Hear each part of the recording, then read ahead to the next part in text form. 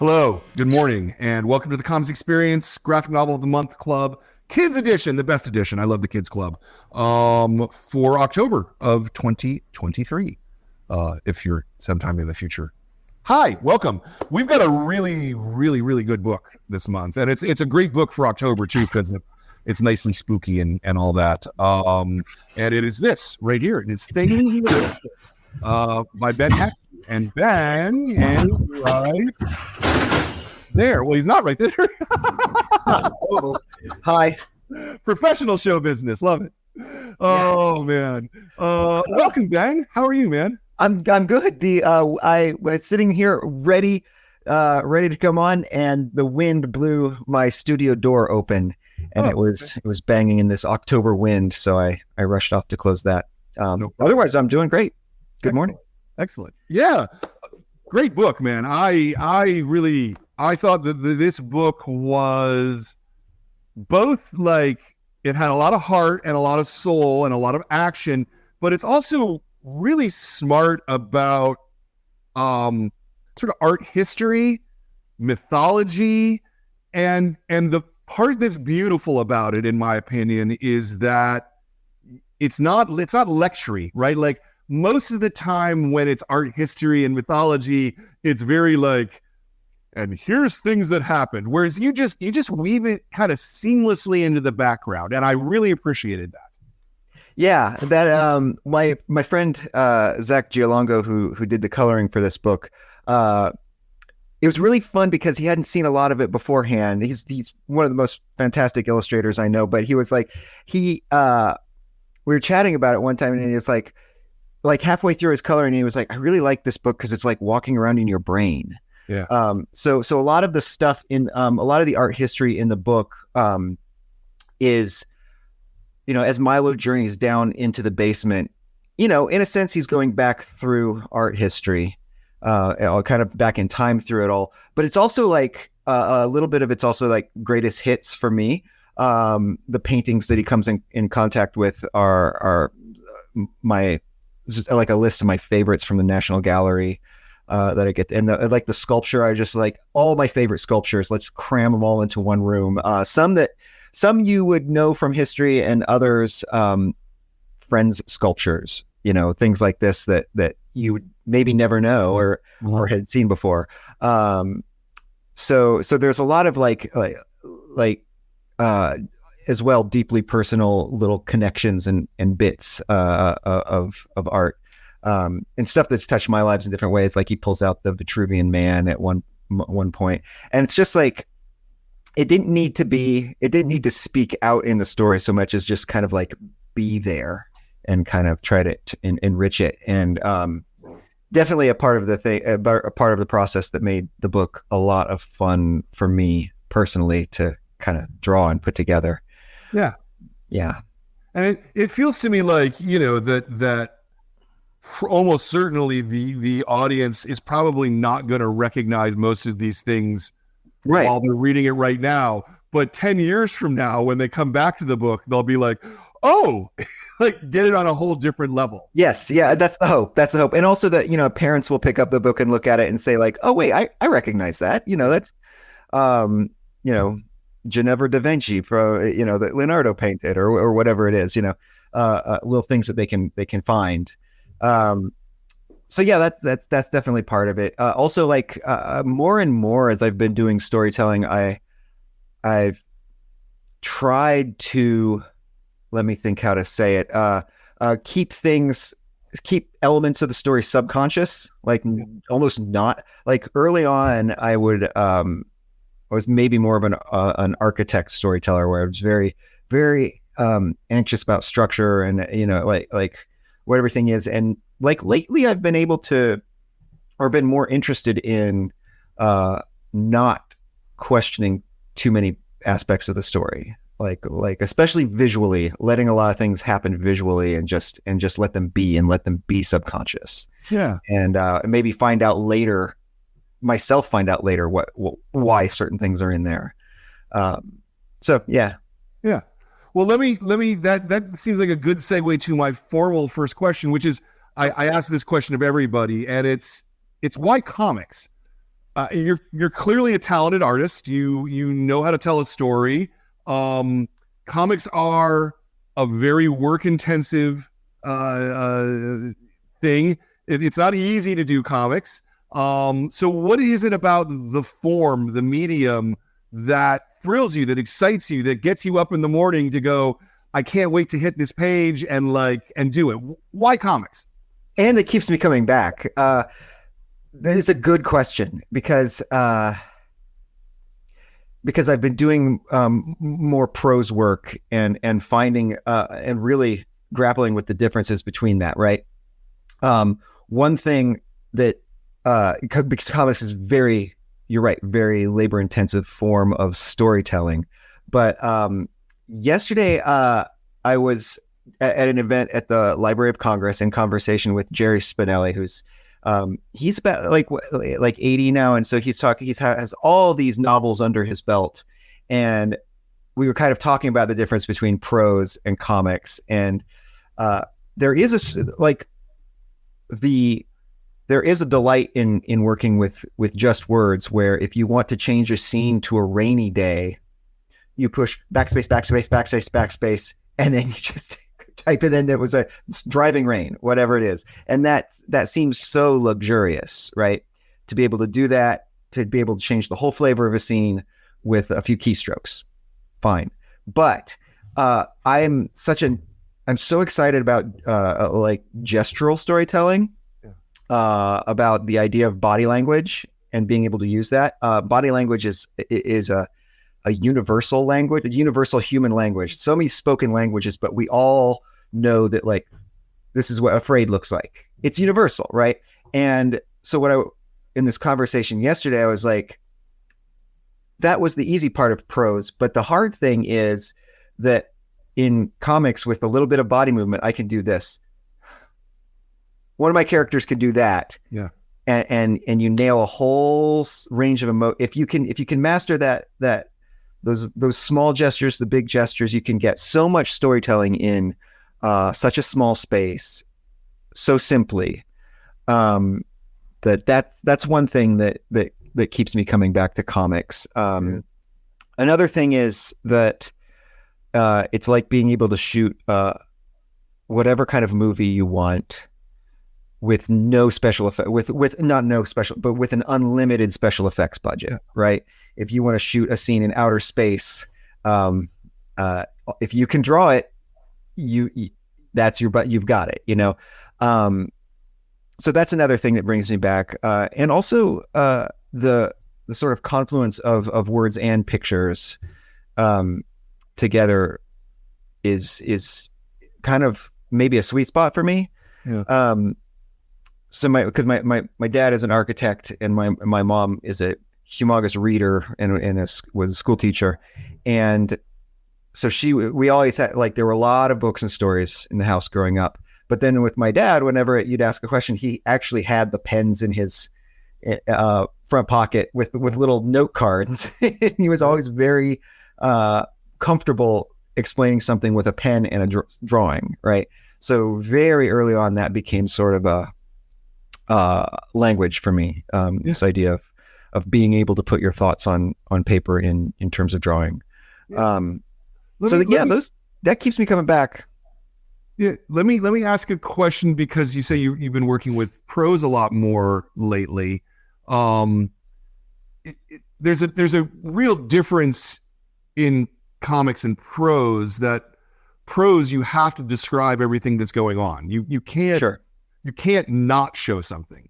Whereas in comics, I would argue that much of the wonder of comics is in the gutters, right? It's between the panels. So you can show one image and you can have a different image, and they don't necessarily have to be, I held your hand to get you from this place to the other. Right.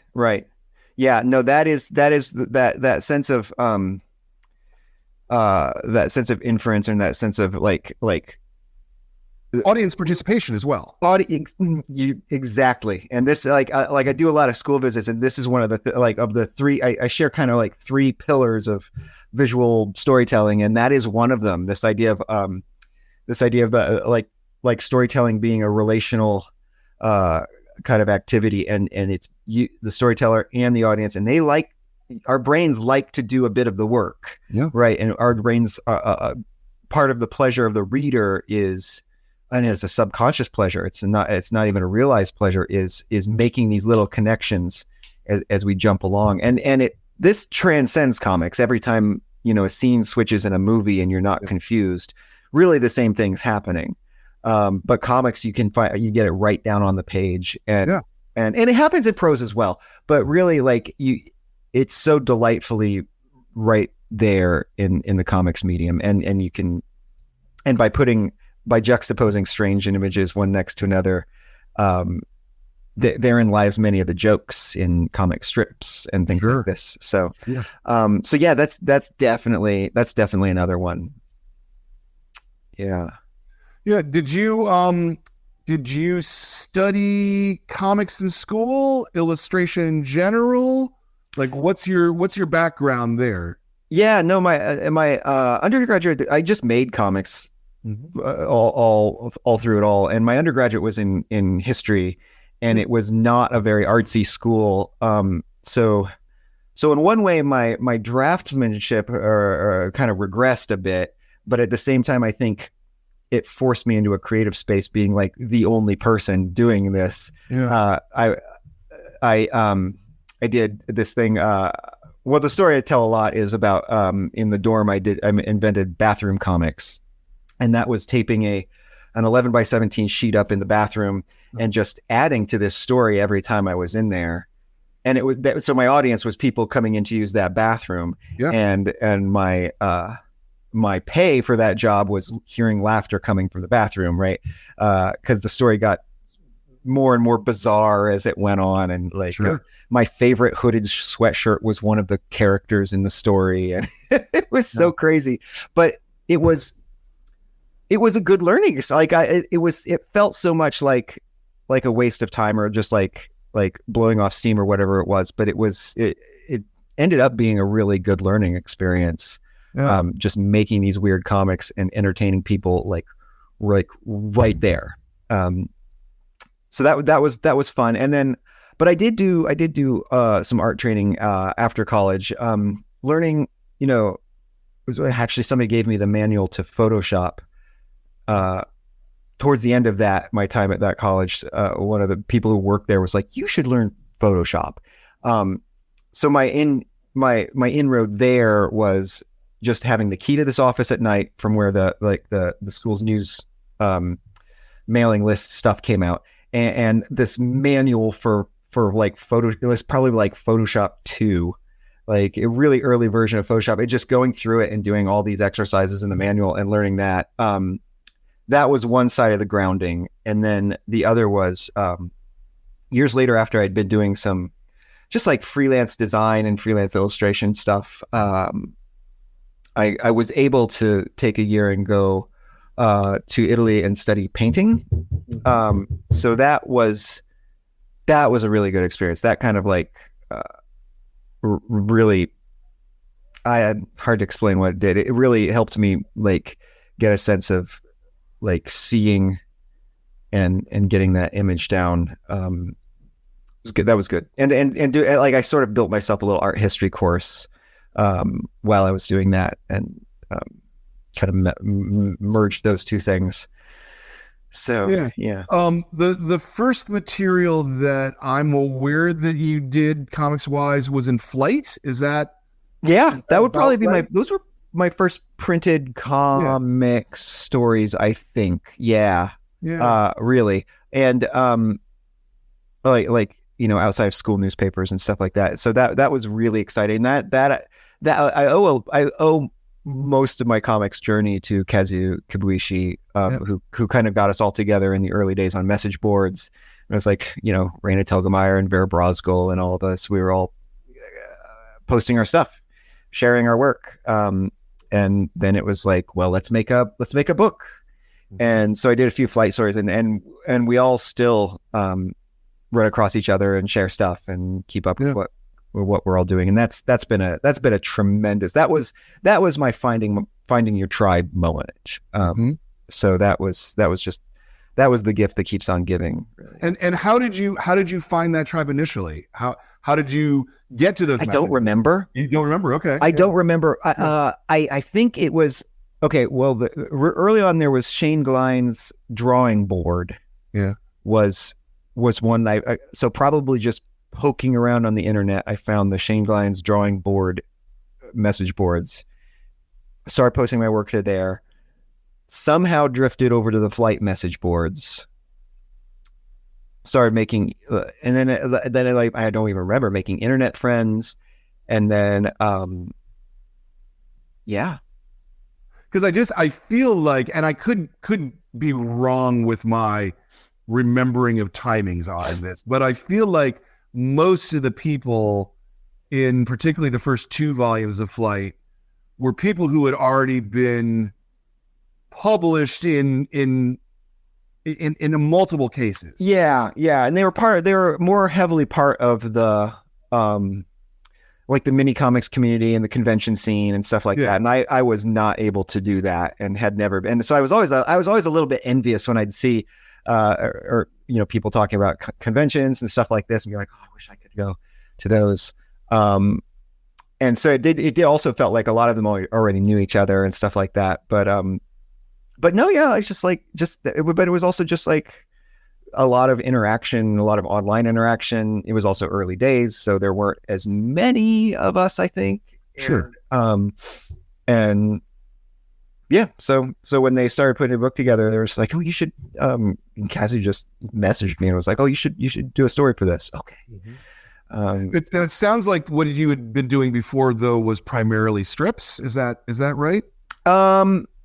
Yeah, I mean, I had like, during the day, there was a time period where I was like illustrating textbooks, actually, and just doing like whatever freelance work came my way.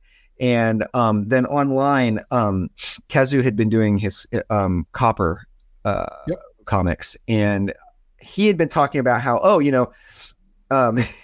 his reasoning behind that was not just because it's a good thing to do. It was or my memory of his reasoning for it is that to tell a story in one page, mm-hmm. right? Like sort of a learning like experience or a comics workout in a way. And so I was like, wow, I'm going to try to do that. And so I I had done like some Zeta the Space Girl stuff before, but I sort of was like, I'll just do that with the Zeta comics, try to make, and I actually couldn't do it. They would always bleed over into 2 or 3 pages or something like this. But that's why I started doing web comics with that. And but the Flight comics weren't Zeta. They were just like weird ideas that I'd had. Yeah. So. Yeah. So I'm just sort of curious of that sort of evolution from going to single illustrations or doing strips to doing longer form stories, because like they're very different muscles to me. For sure. And I'm shocked that, like I said, it was early days. I'm shocked that, that in a sense I was handed a book contract for a long form comic, having never produced anything like that before. Maybe like my print work 10 pages, right? 12 maybe. And it was a particular moment in time when, Scholastic had picked up Bone and suddenly there was a call for this stuff, and I was getting inquiries from small presses, which I don't even remember which ones, about the Zeta books. And then I asked Kazu about it and ended up hooked up with my agent. And First Second was also just kind of new on the field. Yeah. And I emailed them. I put together a pitch for the book, and they were like, yeah. And that's I think I was maybe well spoken in my emails, and had a freelance career to speak of. But I had definitely never done that before, and it took me a long time to figure even after signing it up, it took me a long time to figure out the book, to kind of break the story. And I had signed on for 2 books, and I got really, really lost with the second Zeta book. I was like, I hit a point where I was like, I have no idea what I'm doing. I should probably give back the advance and quit. I was just completely lost. But again, with both those books, I got really good. I had those people I could call and say, like, I'm stuck here. What do I do? With the Zeta, for the first Zeta book, I remember it was Keen Sue, who, did Jellaby and all this. Yep. And he was great. And I showed him like the thumbnails for the book that I'd been working on, and it had all this kind of preamble before they, all about their Zeta and Joseph, the 2 kid leads of this story.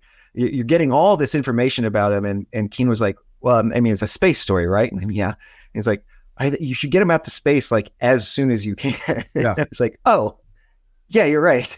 And so just like I cut all the pre-space stuff down to, I don't know how many pages it is, but it's like five pages before they're out in their way. Yeah. That changed everything for that story. So part of those books were the contract. But having a contract itself is sort of like burning the bridge behind you. So it's like, if you would have quit, guess what? You can't. Yeah. So you just have to find a way through it by going forward, and also having that community that I could call out to and say like, hey, I'm really stuck. Can we talk about this? Okay. Yeah. That was super helpful. And then from there, it was just like, I don't know, my brain was hooked on story itself, and kind of never looked back from there. Yeah. Yeah. I it's always interesting to me, sort of these 2 parallel paths that have developed, the direct market periodical 22-page pamphlet that then gets collected into a book versus doing a book from the jump. Yeah. Like they're structurally, they're very, very different things. Yeah. I feel like TV and movies, really, right? Like the pamphlets are like, oh, I've signed on to do a season of this show. Yeah. And then the season gets collected. And then the books feel a little bit more like, okay, we're shooting a movie here. Go. Yeah. And you said that you hadn't done minis or anything like that, so you really weren't. Yeah, not really. I had done those few flight stories, and those were short. But yeah, I never had done the minis. So yeah, I didn't have a ton of work to show. Yeah. But it worked out. Yeah. No, that's cool. What were you reading comics as a kid, as a young adult?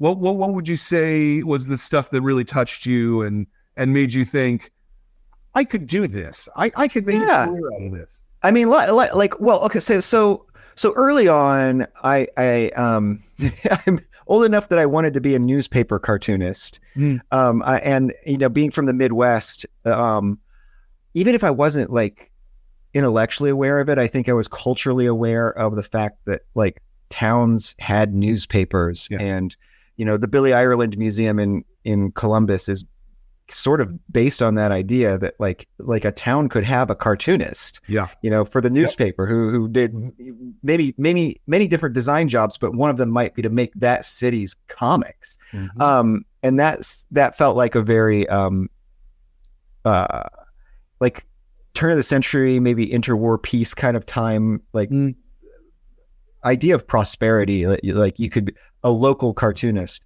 And so of course then growing up with Calvin and Hobbes and Garfield, like so many people my age remember going to Scholastic Book Fairs, getting the long Garfield books, which were genius to print them in that long format, right? Like Calvin and Hobbes felt more like, they felt different. They felt more like books. I really liked the idea of the strips collected the way they did. So that maybe was the beginning. And then, again, being from Indiana, I wrote to Jim Davis at one point, and he responded to my letter, and I was like, wow. Oh, this is a real guy. Like 12-year-old Ben realized, hey, a real person makes Garfield, and just a little seed in your brain, maybe you could do that too. Then there's like ElfQuest. I was super into ElfQuest, and that was the first like epic long form story.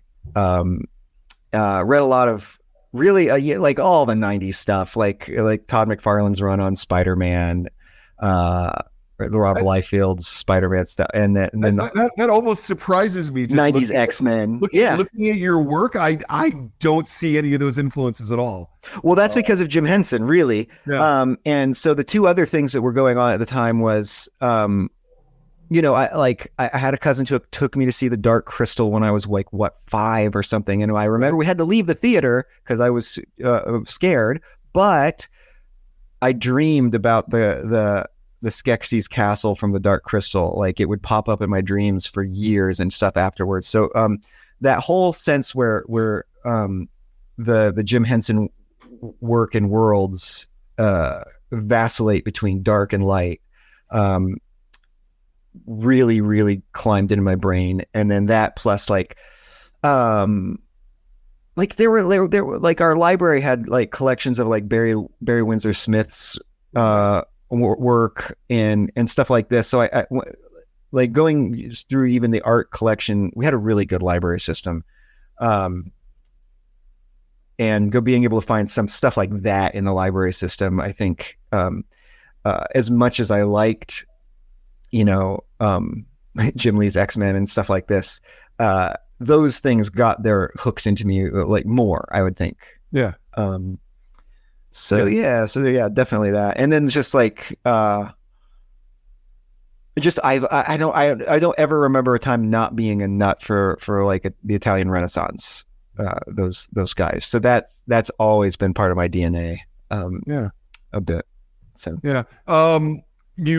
Were you in a big city, in a small town? What was your? It was Lafayette, Indiana. So it's a small city. Okay. And it's where Purdue University is. So, so my dad worked in the campus planning offices for Purdue as an architect.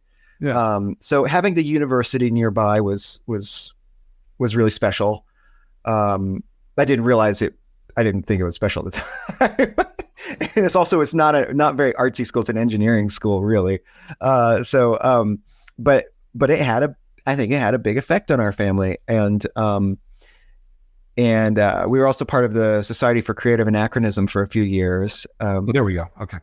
Yeah. Sorry, everything dropped off here for a second. Oh, sorry. Yeah. No. It's all good. I heard almost all of your answer, but okay. But the video went away. It's all good. We're fine. Obviously ElfQuest, Todd McFarlane's Spider-Man, you had to have a comic shop to find those, yeah? Yeah. We did. There were ElfQuest was at a shop that was a mix of a used bookstore and a comics shop, which I would actually get on my like 80s style like BMX bike and pedal up to the comics shop blocks away. It's like that's one of the things where I'm like, wow, times are really different, because my parents just let me ride off to some weird used bookshop in a strip mall miles away, pour through the stacks. And ElfQuest was also fun because I was picking up the Marvel reprints, and they would never have them all. Right. So I'd go from issue like 22 to issue 25. Yeah. And for years I'd be like, what happened between? Will I ever know? I don't know. Right. Because it was only me taking my $1.50 up to the place and looking for these old comics. And then in high school there was a Castle Comics, which was just down the road from us, which I'd pop into from time to time. But that's more when like that run of like Nightwing was out. Like that first run of Nightwing where like the first time they came up with like, oh, he moves to Bloodhaven and gets an apartment and is a cool guy there. I remember looking for those at that comics shop. And it's still there. I'm really glad to see that. Every time I visit my town, I try to pop into Castle Comics again. Uh-huh. So Very good. I love that. I love that. So let's talk a little bit about things. Yeah. Where did it come from? What was your motivation to pitch this particular book, especially coming off of Zeta? Yeah. Because they couldn't be more different. They could not. Yeah, I was really drawn to an underworld story. It's hard for me to remember where this one's a little mysterious in the where it came from. Milo. So I had 2 books out this year, and one was Things in the Basement. The other was this Reynard the Fox book, which is a bit of a mix. It's a sort of an adult picture book. It's a mix of prose and illustrations. And I had forgotten until the books were coming out that Milo and Reynard had been together in a story before, which was really strange. But it's Comic Squad Detention, an anthology put together by Jarek Krasaska. And he was like, do you want to do this story? Yeah, sure. And I did this story where this kid, Milo, was in detention, and he kind of ends up going on this fantasy quest, which is, you're never sure if it's imaginary or real. And along this quest, he meets very briefly meets up with with Reynard the Fox, and Reynard teaches him some magic, and then they part ways again. And I had just forgotten completely about that. I knew I wanted to do another story with Milo, but I had somehow forgotten that Reynard was also in that story. And now they kind of went separate ways in real life, and now both their books are there and separate. But otherwise, I just needed to channel a lot of underworld story stuff into one place. And I don't know if I consciously was like, I'm going to write a book, or just it feels like it sort of just grew in my sketchbooks. And like I said, it is a bit like walking around in my brain. It was like the house in the first opening page spread. That's the house that I grew up in and lived until I was like 13. That's the house that I would pedal out from to go to the comics shop. A lot of like that basement, the basement stairs. Those are those same basement stairs, right? Like, so it's a lot of stuff feels like a lot of stuff from my own life. That just, been reading a lot of, I'm really appreciating Ursula Le Guin's carrier bag theory of fiction essay, where she's asking the question, like, there's this, like, the story structure of The Hunt, where you go out and you have this free thing and you bring back, or thinking of stories as a place to put things. And this story felt more like a carrier bag story. Like, there's a narrative, and there's there's a journey down and a journey back up. And, but within that narrative, it felt like there was a place to put lots of different things that I was interested in. A little bit more Alice in Wonderland like. Sure. I think there's not, there's no question about, you're not supposed to question like, oh, is this really happening? Is this not happening? What about the time period that he's gone? Right. So yeah. But it's hard to, unlike a lot of stories, it's hard for me to like find out like where the narrative came from. Yeah. It's interesting to me that you set it in your childhood house, because it from what you're describing of your relationship with your parents, it's nothing like Milo's relationship with his mom, where right. He feels alone and he's trying to find something. It doesn't sound like that was something that you went through at all. No, not so much. Yeah. And so where do you think those elements came from? Well, okay, maybe I say not so much, but I do feel like, I guess I do feel a kinship with Milo, and like in a little bit of the so I had just 2 younger sisters, which was delightful and everything. But I do think like I was kind of a solitary wanderer. I really liked that. I liked, exploring the old house, or exploring wherever I was, and not really running with a pack as much. Yeah. So that kind of worked. Yeah. Was it that you wanted just to do something very different than Zeta? Yeah. Well, yeah, it's there's a certain kind of because there's Zeta and then there's the Mighty Jack books, Yep. and then there's the big crossover, and there, Yep. and you know, those are very high adventure. Yep. And you know, doing so that altogether like 6 of those was a lot, and I mean, I like. It's hard getting letters from kids asking, you know, is there going to be another Zeta book? Is there going to be another Jack book? Because I think I definitely did want or do continue to want to take a step back from that kind of story. Mm-hmm. I will say the Things in the Basement conceptually began life as a bit of a follow up to Little Robot, which was which felt a little bit more personal, and also was. But it's so much thinner and or so much shorter. But I wanted to try again to do something that was in the space where, let's see, very beginning readers could read this book without words at all, and then the words would add another layer. It really struck me when my eldest daughter, who when she was learning to read, she got a hold of our Calvin and Hobbes books, and it just really clicked with me when she first would tell us the funny things Calvin did, and then later started to tell us the funny things Calvin said. And it was like, oh, she's reading these visually first, and then the words. But Calvin can be a little wordy, and I wanted to do so Little Robot was thought of as something where you could read the whole thing without the words at all. Yeah. This did not work out that way. It got bigger in the telling, which was fine and great. And it allowed itself to be something bigger and maybe a little stranger. And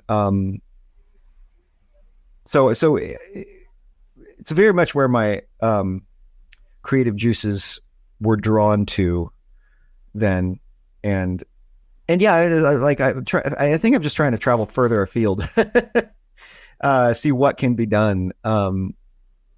That's why, the Reynard book also was a product of.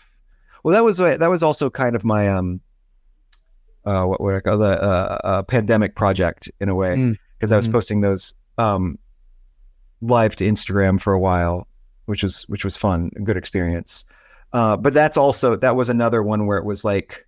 It felt very conversation with myself-y. Yeah. So both these works, I think, have that in common, where you're always telling with the audience. You know, it's always this relationship between you and the audience. But in these 2 books, the storytelling itself just felt a lot like kind of holding examination, holding is it's not an allegory of my life. It's just just holding a lot of that at bay and letting a lot of the imagery and the ideas just kind of seep in. And letting the characters Reynard lurked around in my sketchbooks for a couple of years before he had a story. Right. And that's felt like an interesting part of the process, letting things show up in your sketchbook and, it feels very mystical to say that that you're letting the characters tell you the story, or that there's something else guiding your way, but it's not. It's really just like keeping it subconscious for long enough, because your brain's going to be ticking over these things. And sometimes I don't know. It's not prescriptive, but for me personally, I've been noticing that the longer that I'm getting a lot out of letting things percolate subconsciously for a longer period of time before I start working on them consciously. Right. Sure. No, that makes a lot of sense. So as an author who's got 7, 8 books, whatever it is, all have been relatively successful. I mean, I would say Zeta is actually kind of huge. What's the pitching like for a new book? Do you, no, I mean, but what I mean is do you have to put together the same kind of formal proposal that you would have made for Jack or for Zeta back in the day, or do your publishers and editors know you and trust you that you just have to give them kind of a log line? Little. I think it depends on how far afield the book is. The books, the two books that I'm pitching right now, are enough of a diversion from, Things in the Basement's pitch was not very big, or it was not very extensive, right? It was like, here are the characters. Here's my idea for the story. That there it is, right? Here's a couple pieces of art. I don't think there were no finished pages in that pitch. Yeah. Little Robot was similar, except I had done all these Little Robot comic strips, just like one of the last. Well, it sprang just from doing these to blow off steam. When I was juggling lots of different projects, I'd be like, if I'm drawing a Little Robot comic now, run, and putting them online and letting people, like, they were me getting back to comic strip kind of format or ideas. So I had those. So I had the Little Robot kind of there, but really that pitch also was very light. So if it's something like that, yeah, I there's not a ton to it. But the ones I think I'm giving more now for the next couple books because they are, because I'm wandering away a little bit, or, like I'm wandering a little further out, and they're different enough conceptually. One of them is more or less nonfiction. So in that case, I'm having to explain a little more what I'm up to, and it's also because so I did the another thing I did this past year was a very short Hawkeye story for a Marvel anthology, which just came out a couple days ago. I think it finally came out. It's called Marvel Super Stories, and it's they let a bunch of people with kidlit reputations just do their take on a character, and the instruction was it's 6 pages, and you want to kind of get to the heart of what this character is about. Sure. And my agent was like, they were asking about this. Do you want to do it? And I was like, if it's Hawkeye, yes. If I could do Hawkeye, yes. Otherwise, I'm not interested. And she was like, and it was like, I was laughing because nobody else wants to really do Hawkeye. It's like the Archers. Why did I bring that up? Boy, why did I go on that? I don't know. I was being entertained by you. Yes, yeah. But I was on pitching. Boy, I forget. Oh, I know why it was. Working with a different set of people, right? Pitching, how much do I need to give them? I really it is it's like 13 books, and they've all been Macmillan mostly first, second. Yeah. Right? And I realized in doing this other book, this was Abrams doing this Marvel stuff. I was working with all these editors. I've never talked to them before. And I just realized that the extent to which I've worked with some of the same people for so long that I have all like a shorthand, or how much I have stopped saying, because it's you know what I'm talking, you already know. Yeah. And then these people I'd be like, oh, I actually have to explain what I'm thinking, I actually have to say it. Yeah. And so does that mean that your pitch for this Hawkeye story was longer than your pitch for Things? No, it was just more along the lines of my thumbnails would be really rough, and I just little bits of communication where I would realize that I would say that to my editor, my regular editor, and she'd be like, oh, I know what Ben means. And with the Hawkeye thing, well, yeah, I did. I tightened up the thumbnails more so they'd be legible and stuff like this, stuff like that. And so that's the other thing of pitching. Since I've mostly been in the same, with the same crew, I think in that sense, I'm a known quantity, sure, for them. Which was kind of what my original question was kind of trying to get at, in terms of, Right. the structure of pitches. Because, a lot of the people I talk to, particularly for the kids club, are brand new authors Sure. who are fresh out of, their MBA program or whatever, or MFA, I guess, program. And this is like the first thing they've done, and so it's a very different pitch, I think, than someone who's shall we say, a veteran, who's got a longer thing. I'm always curious about going from that pitch where you've got, let's call it 4 or 5 pages maybe of sort of here's the structure of it, to a 225 page book. Yeah. Like what's the steps for you? Because one of the things I love about comics is that almost everybody has a different method of working. Yeah. Some people script it out all the way through. Some people literally just start drawing and sees what happens. So where are you kind of in that creative spectrum? So that's a good one. I do an outline, and I call it an outline, but it is sort of like it's sort of like a written document of me. It's as if I have seen a movie and am telling you not about the movie, but telling you everything that happened in the movie. But it could be like, oh, and then the character went down this, hill, and at the bottom of the hill, there was a troll, and then the troll said this, but it doesn't have to be, it's not a script in terms of troll dialogue. Yeah. The troll said it was going to, stomp on this character unless the character went to get this goose.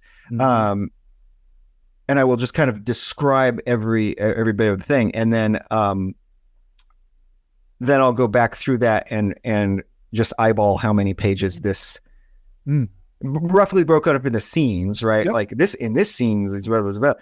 And then I'll roughly eyeball that and be like, okay, that's 5 pages. That's 8 pages. This one's 10 pages, 10 to 15, or maybe I'll write. And then I'll add all that up and get a sense of how long that book is there. Then I'll just I will fine tune that document a lot, but no written dialogue, or very little written dialogue, only like key moments. But maybe the description of a conversation that happens. And then, so this is like real production time. So then that's a document that's sort of a living document that gets looked at, rewritten, fine-tuned. At the same time, I'll have a notebook, or a sketchbook really. And that's where like a lot of visual development's going on. You draw creatures over and over, draw characters over and over, until you look at the character and you're like, oh, that's that there they are. I found it. And at that point, those two things sort of come together, and that's when it's thumbnail time. Yeah. So in those 2 pre-thumbnail stages, is this mostly for you, or is your editor involved in this at all? Are you showing this to other people? Are you showing it to your wife or your kids? Yeah. That's a good one. I'll tell the story to my family. My famous story about that would be the 3rd Zeta book. I came in and I was like, okay, I've got the story, and I started telling it to them. And we were gonna make like pizzas that night. Like, holy, is pizza making night? Oh, great! And everybody wanted to not dig into the pizzas until they were like, no, finish. And then I was like, okay, that was my sort of key that I broke the story. But with the document, like I will tell it to my editor. We'll kind of go through it. But really the main one is thumbnails. Yeah. Like I keep Callista pretty much up to date on where the story is, what else going on. But once it, like sitting down and doing the thumbnails, that feels like writing the draft. And when you get done with that, then I either scan or just snap pictures of all the thumbnails. And the thumbnails are like very small. Let me show you. Thumbnail pages, like just on copy paper. Okay. And they would go like, just do this really fast. So thumbnails would look like this. I start there. that I draw the same box every time. And then I'll put like, okay, this is page 23 and 24, 23 and 24. And then I will just draw okay, this will go like that. And then these will be full of pictures that are not much more complicated than this. I mean, they'll have figures on them and stuff, right? And then I'll just do this. Then along the side, we'll have the dialogue that corresponds with the corresponding panel. Sure. And then I will just kind of scan this part and then put that into a PDF. And then I send that to my editor, and it's completely unreadable. So we then get on a long phone call, and we go through each page. And I'm like, in this panel, you can see, well, we're looking down from above, and if so, and this character says such and such. Yeah. Okay. Now next panel, and then I basically just tell her the story, and then we chat about it, and she's usually got some good feedback, and also just in the telling, you can see things. Clean up the thumbnails, and then it feels like it's done at that point. Yeah. Feels like the story's done, and which makes doing the finished pages a really wonderful exercise of illustration. Yeah. Where you're less emotionally fraught. Yeah, sure. And you can actually at that point you can put on podcasts, you can listen to loud music, you can just sort of let yourself go, and it's more of a physical challenge than, how many pages can I get done a day? Can I actually do this? You did those really, really fast for us, so I may have this a little wrong, but it sounds to me as though you're in the thumbnail stage, you're worrying more about pacing than about gesture. Is that right? Yeah. Pacing, gesture, camera angles. Okay. All of that, just how it reads. Mm-hmm. First panel on the left-hand side, last panel on the right-hand side of the page. What keeps you turn the pages? I was gonna ask you about the page turn, and we'll think about page turns. Pacing is a big one. Like panel, turn the page, big spreads, all this stuff, right? Mm-hmm. That's where you're designing it sort of as a book. And are those decisions still active decisions for you, or have you internalized it enough at this point that you just kind of naturally know where to put the page turn, and you don't have to think about it as much, if that makes sense as a question? Yeah, that does. I think yes, I've done it enough that I think less about it, but also therein lies a danger of falling into patterns, and then making it boring for both yourself and your reader. Right. So that's again a thing you have to break out of. There's this idea in painting that kind of shines a light on, because you get into patterns of thought, you get into patterns of seeing, so much of life seems to be like acknowledging how much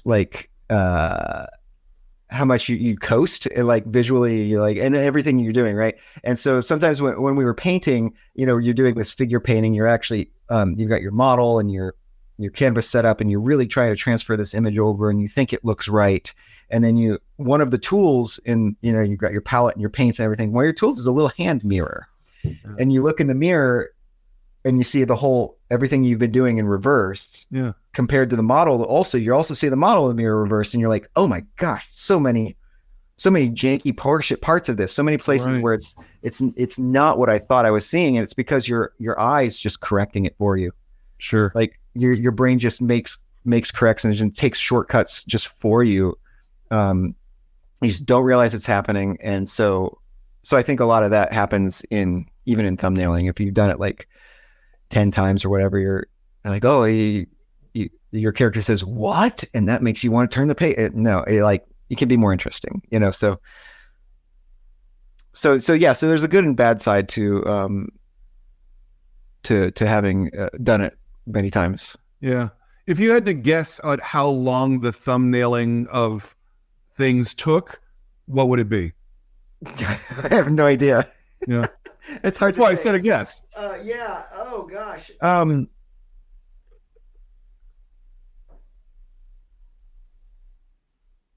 gonna say less than most books. I'm gonna say a month, 6 Wow. weeks. I'm gonna say 6 weeks. Wow. Really? Yeah. Wow. Does that seem long or does that seem short? No, that seems really short to me, actually. Okay. Because 6 weeks, 225 pages. I mean, you're doing 10 or 12 pages a day in thumbnails then at that point. Yeah, 10 Not pages a quite day that would much, but 10 pages a day would be good. Yeah. Yeah. 10 Yeah. pages a day would be nice. I would like that. Yeah. Yeah. Because I definitely talk to people who are like, yeah, no, I thumbnail maybe 2 pages a day. Okay. But they're probably really beautiful thumbnails. Like my Yeah. Right. Well, that's always the difference, right? Because some people do really incredibly detailed thumbnails. Yeah. I don't know if you've seen, say, Jeffrey Brown's thumbnails. I think you could shoot from them. You could just blow them up and it would be a comic. Yeah. And then he redraws it again. It's kind of crazy to me. You know? Yeah. Yeah. Well, I've gotten on group calls where we're going over, really well-known comics artists' work in thumbnail stage to just like chat about it and stuff like that. And I'm always like, oh, this is really readable. This is great. And I'm just like, I just can't be bothered to make it anywhere. Like when I'm doing them, I'm like doing them so that they will be readable to me. Yep. And the bare minimum of readability to me. Right. Yep. And then secondarily for my editor who's worked with me long enough that I can walk her through it. So yeah, like a speed in the thumbnail stage is good because it also keeps you moving. It also keeps you moving the camera. Like it really does feel like movie stuff. It like, okay, keep moving the camera. Let's go. Yeah. And then when you start on the pencils, what's your production rate like there? Let's see. I shoot for, I think, so like the Zeta and the Jack books, probably like 4 pages a day of inks, pencils and inks. Wow. Yeah, they seem a little sketchy to me now. Like I want to be able to slow down. I have this like part of it's a compulsion to keep working, but part of it's also just like the idea that like, hey, I got a family. Let's get this book going. Yeah. But I would like to take longer. I would like to force myself to take longer on individual pages and make them a little nicer. No, I'm happy with. That's like nearly Jack Kirby speed. So in my mind, that's like, wow, you're just booming them out there, man. Yeah. And things in the basement, I'm happy with because the the Jack and the Zeta books are just like the original art feels a little bit chintzy to me because it's on laser printer paper. So it's like, but this was the first book I did on Bristol board, and instead of inks, it was like ebony pencil shades, and that was really fun. And that feels like I've got a little bit something more substantially artistic at the end of it. Yeah. Because one of the things that's been really rewarding about doing the picture books, like the Julia's House books and Nobody Likes a Goblin, those are ink and watercolor. Yeah. And so the final art, it's like this, like, right, like that. Yeah. That's a spread from Julia's House, and it's and that one up there is. And so and those were just like, I'm very proud because those were just like straight scanned, and that's what's in the book. Like no digital correcting or anything like that. So and I know we're really rapidly running out of time here. You do the pencils. Are you inking at the same time, or are you handing these pages over to Zach to do the coloring? So Things in the Basement is just pencil. It's like ink as pencil. I don't know. I don't know if I did how much underdrawing I did for that. But then for the Zeta and Jack books, I'll do pencils and inks all in a go. Like I just like make a page. So lay out the page. You do the like now I use a colored pencil for the underneath lines, ink over that. That page is done, and the next one. So, okay. Yeah, some people would. I would lose track if I penciled and then inked. I would. Sure. I like to go straight from the pencil. Next week I'm talking to Dan Clowes, and Dan Clowes does like a 300-page book, and he goes through and he pencils the entire thing. Whoa! He letters the entire thing. He inks the entire thing from page 1 to page last in order. Incredible. Wow. Which I don't understand. I mean, my brain cannot process how that's done. No, but it works for him, right? Like, you know, and that's sort of the beauty about comics. So you're on things you were only doing pencils, then handing it to Zach. Mm-hmm. Did you give him notes on each page what you wanted him to do, or did you just go, yeah, man, it's all yours? We talked very generally about how the colors would go. He kind of came up with the shifting monochrome idea. We're really good buddies, so I was mostly like, Zach, just go for it. Yeah. And we also both like some of the old German expressionist silent films, where that's where partly where the shifting monochrome idea came from, right? Because it's a black and white movie, but they would put just minutely they would put those different colored lenses over it. Yeah. So maybe one scene would be like bluish and one scene would be pink. So kind of make it a little bit look like that. Yeah. But yeah, no, I was just like, go for it, Zach. And I feel like he knocked it out of the park. Nice. And when he turned the pages in, did you have notes, or were you just like, no, this is great the way that it is? I feel like there were just a few places where, because once we did a round of like test pages. Yeah, sure. And that was more like, oh no, like this character is always more shifting towards this color. This is the color of this guy's shirt, even if the whole lighting changes and all this stuff. But for the most part, I feel like the notes I gave him, I think at the end were super minimal. Mm-hmm. And yeah, so that was a pretty easy process on my end. Yeah. Nice.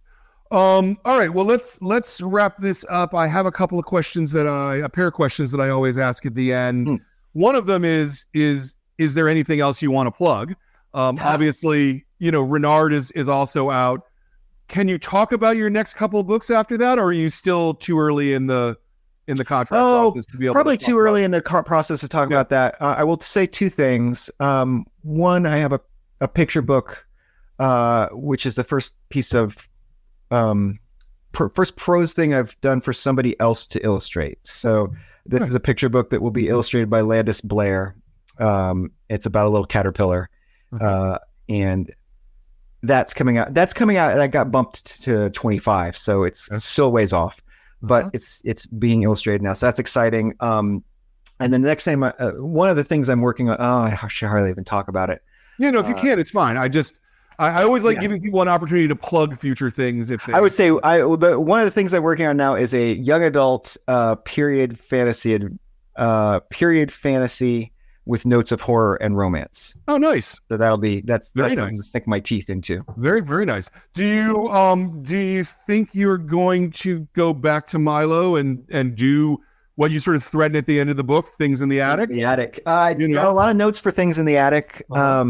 Kid asked that question the other day, and I did tell this young one that I think in my notes for Things in the Attic at this point, it's actually Milo's twin siblings who are a little older, Leo and Lucy, who will be going up into the attic. Interesting. All right.